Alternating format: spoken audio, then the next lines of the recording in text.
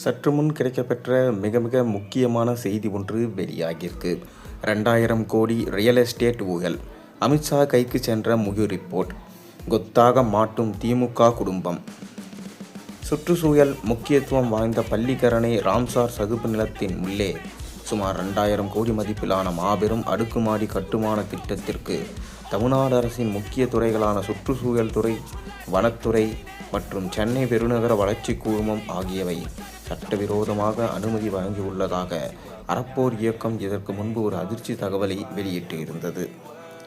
மேலும் சதுப்பு நில பாதுகாப்பு ஒப்பந்தம் மற்றும் இந்திய அரசின் 2017 ஈரநில பாதுகாப்பு மற்றும் பராமரிப்பு சட்ட விதிகளின்படி ராம்சார் நிலங்களில் எந்த ஒரு கட்டுமானத்துக்கும் அனுமதி கொடுக்க முடியாது.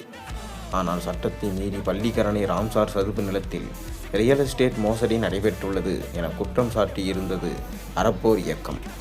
இது குறித்து அறப்போர் இயக்கம் வெளியிட்ட அறிவிப்பில் 2000 கோடி ரியல் எஸ்டேட் செய்த பள்ளிக்கரணை சதுப்பு நிலம் நல்ல ராம்சார் நிலத்தில் அனுமதி வழங்கப்பட்டிருக்கு. அனுமதி வழங்கிய சம்பந்தப்பட்ட துறைகளுக்கு பிரிகேட் மார்கன் திட்டத்தின் சர்வே எண்கள் 453, 495, 496, 498 ஆகியவை ராம்சார் தளத்திற்கு உள்ளே வருகிறது என நன்றாக தெரியும். சட்டப்படி ராம்சார் நிலத்திற்குள் எந்த கட்டுமானத்தையும் அனுமதிக்கக்கூடாது என்பது இவர்களுக்கு நன்றாக தெரியும். இருப்பினும் அமைச்சர் தங்கம் தென்னரசு தலைமையிலான சுற்றுச்சூழல் துறை பிரிகேட் நிறுவனத்திற்கு 15 ஏக்கர் அளவில் 1250 அடுக்குமாடி வீடுகள் கட்ட சுற்றுச்சூழல் அனுமதி தருகிறது. அமைச்சர் சேகர் பாபு தலைமையிலான பெருநகர சென்னை வளர்ச்சி குழுமம் துறை கட்டுமான அனுமதி கொடுக்கிறது. அப்போதைய அமைச்சர் பொன்முடி தலைமையிலான வனத்துறை பொய்யான அறிக்கையை கொடுப்பது மட்டுமில்லாமல் தன் கட்டுப்பாட்டில் இருக்கும் ஈரநில ஆணையம் ராம்சார் நிலத்தை பாதுகாக்காமல் மக்களுக்கு துரோகம் செய்கிறது. மேலும் ஒரு பக்கம் முதலமைச்சர் ராம்சார் நிலத்தை பாதுகாப்பேன் என சொல்வார், மறுபக்கம் ராம்சார் நிலத்தையே 2000 கோடி முதலீடு என்று அவரும் தொழில்துறை அமைச்சர் TRB ராஜாவும் பிரிகேட் நிறுவனத்தோடு புரிந்துணர்வு ஒப்பந்தம் செய்கிறார்கள். இத்தனை துறைகள் சம்பந்தப்பட்ட இந்த ஊழலில் இந்த துறைகளில் இருக்கும் யாராவது ஒரு IAS அதிகாரியோ ஒரு அமைச்சரோ நினைத்திருந்தால் கூட இந்த ஊழலை தடுத்திருக்கலாம்.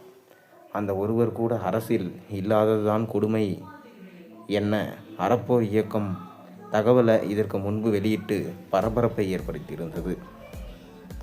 இந்த நிலையில் சட்டசபை தேர்தலுக்கு இன்னும் சில மாதங்களே இருக்கும் நிலையில் திமுக அமைச்சர்கள் முதல் குடும்பம் வரை மொத்தமாக லாக் செய்ய வேண்டும் என்றால் பள்ளிக்கரணை சதுப்பு நில விவகாரத்தை கையில் எடுத்தால் போதும் என முடிவு செய்திருக்க மத்திய அமைச்சர் அமித்ஷா இந்த விவகாரத்தை தற்போது சீரியஸாக எடுத்து தீவிரம் காட்ட தொடங்கியுள்ளதா சொல்லப்படுகிறது. ஒருவேளை இந்த விஷயத்தில் திமுகவில் உள்ள கோபாலபுரத்தில் இல்லத்தில் உள்ள அனைவரும் கைது செய்யப்பட்டால் எம்மாதிரியான தண்டனை அவர்களுக்கு வழங்கப்படும் என்பதை நீங்கள் கமெண்ட் வாயிலாக தெரிவியுங்கள்.